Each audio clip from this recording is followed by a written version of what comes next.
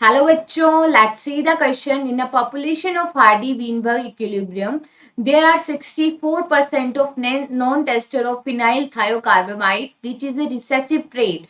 What is the percentage of homozygous testers in the population? Option A 36%, option B 32%, option C 48% and option D is 4%. देखो यहाँ पे हमें question के अंदर दिया गया है कि हमें हार्डी विनबर्ग इक्विलिब्रियम को बताना है। हार्डी विनबर्ग इक्विलिब्रियम के बेसिस पे क्वेश्चन को सोल्व करना है।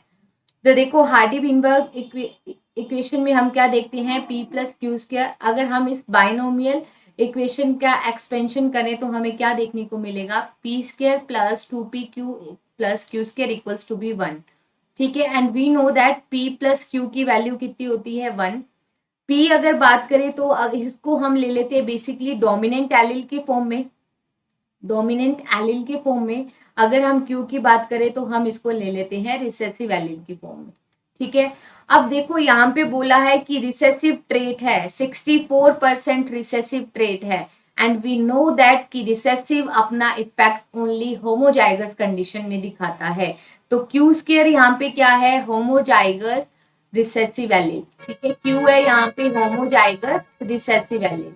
अगर हम बात करें पी स्क्वायर तो ये है हमारे पास होमोजाइगस डोमिनेंट, होमोजाइगस डोमिनेंट और क्यू स्क्वायर है रिसेसिव। ठीक है, अगर हम बात करें 2pq की तो ये क्या होता है, heterozygous and we know that जब भी डोमिनेंट एलील प्रेजेंट होगी तो हमेशा वही अपना इफेक्ट दिखाएगी। ठीक है, यहाँ पे रिसेसिव का इफेक्ट नजर नहीं आएगा।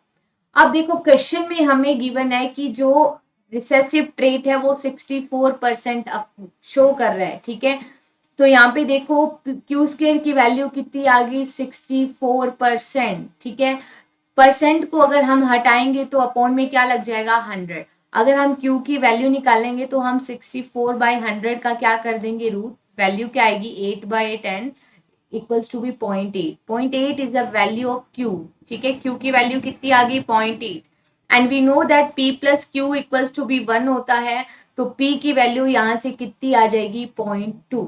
ठीक है, अब देखो 0.2 को हम बोल सकते हैं कि 20% हो गया वो। अब देखो हमें यहाँ पे बोला है कि homozygous tester in the population, और होमोजाइगर टेस्टर क्या होते हैं, पी स्क्वायर। पी स्क्वायर की वैल्यू हमें बतानी है क्वेश्चन में। अब देखो पी स्क्वायर का वैल्यू कितनी आएगी 0.2 इंटू 0.2 कितना आ गया 0.04। अगर हम इसको परसेंटेज में लेंगे तो 100 से मल्टीप्लीकेशन कर देंगे तो यहाँ पे हमारा कितना आंसर आ गया 4%। ठीक है, तो होमोजाइगस टेस्टर्स का कितना परसेंटेज होता है 4%। So here correct answer is option D. Best of luck.